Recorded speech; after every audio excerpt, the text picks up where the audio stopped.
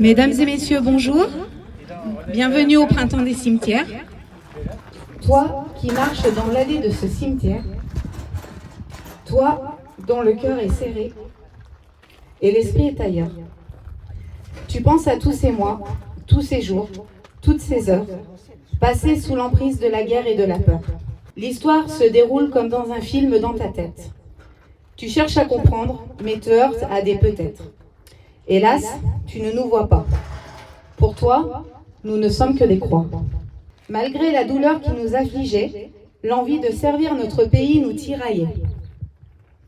Nous sommes là, paisiblement endormis, mais notre repos est peut-être en sursis. Nous sommes morts pour notre patrie. Nous ne voulons pas tomber dans l'oubli. Le souvenir français est gardien de votre mémoire. Le temps passe vite. Plusieurs décennies vous séparent de vos descendants et des plus jeunes présents aujourd'hui. Nous devons sauvegarder vos sépultures pour ne jamais vous oublier. Infirmière Morgane. Tu t'appelais Henri Coignard. Tu étais né en 1880 dans le département de la Mayenne. Tu étais domestique. Tu mesurais 1,55 m. Quand tu es parti à la guerre, tu avais 33 ans. Tu as été recruté au bureau de Laval. Tu étais soldat au 124e régiment d'infanterie. Tu as été blessé en 1914 à la cuisse droite à Crécy par un éclat d'obus, puis évacué en 1915 à Beaumont. Tu as été cité à l'ordre du régiment en 1918. Tu as reçu la croix de guerre. Tu es décédé en 1919 à l'hôpital numéro 93 de Charlieu des suites d'une maladie contractée en service.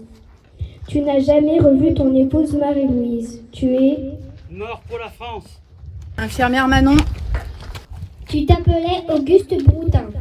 Tu étais né en 1881 dans le département du Pas-de-Calais. Tu étais ouvrier agricole. Tu mesurais 1,60 m. Quand tu es parti à la guerre, tu avais 34 ans. Tu as été recruté au bureau de Béthune. Tu étais soldat au 6e régiment de chasseurs à cheval. Tu es décédé à l'hôpital numéro 93 de Charlieu en 1916 d'une maladie imputable au service. Tu es mort pour la France. L'hôpital numéro 93 de Charlieu, ouvert en janvier 1916, était à l'époque situé au cœur de l'Institut Saint-Gildas. En l'absence des professeurs mobilisés, 120 lits accueillaient les soldats blessés, parmi lesquels Henri et Auguste, qui étaient loin de leur famille, donc des infirmières dévouées prenaient soin d'eux. Charlieu fut touché par les guerres. Tous ces hommes, dont les noms sont gravés sur le monument, tous ces résistants liés à jamais au maquis d'Hôtel ou à la libération du Rouennais. Les militaires présents sur la Minerve ou engagés sur les conflits plus récents. Les combattants de toutes les guerres sont à jamais présents dans nos mémoires. En cette journée où nous sommes réunis pour faire revivre la mémoire de Charlieu, je tiens également à vous présenter le portrait d'un homme qui a marqué l'histoire de la commune et qui est à jamais gravé dans la mémoire de chaque pompier.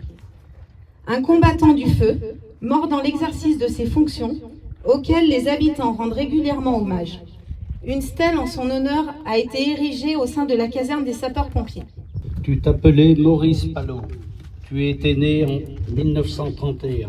Tu étais soldat du feu au centre d'incendie et de secours de la commune de Charlieu.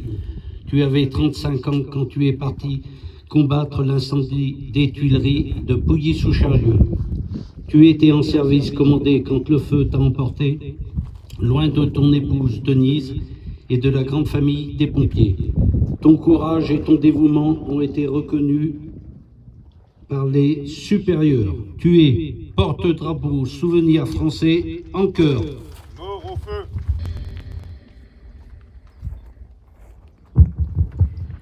J'invite la commune de Charlieu et les Amis des Arts, ainsi que l'Union départementale des sapeurs-pompiers avec le comité du Rouennais du souvenir français à bien vouloir déposer les gerbes de fleurs.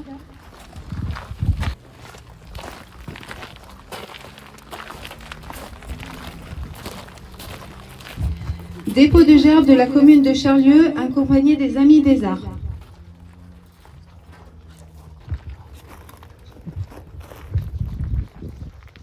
Dépôt de gerbes du Comité rouennais du Souvenir français, accompagné de l'Union départementale des sapeurs-pompiers de la Loire.